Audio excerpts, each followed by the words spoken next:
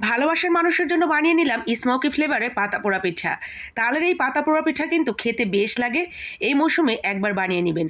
প্রথমেই তালের পিউরি, সাথে স্বাদ মতো চিনি, নারকেল, তার সাথে গুঁড়া দুধ, একটু ঘি এবং স্বাদ মতো লবণ দিয়ে তারপরে দিয়ে দিতে হবে চালের গুঁড়া।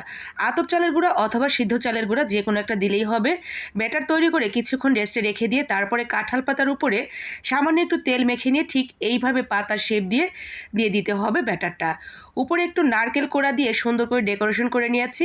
ব্যাস, আমাদের পাতা পোড়া পিঠা কিন্তু প্রায় রেডি। এখন শুধু পুড়ে নেওয়ার পালা। পুড়ে নেওয়া বলতে সেঁকে নেওয়ার পালা।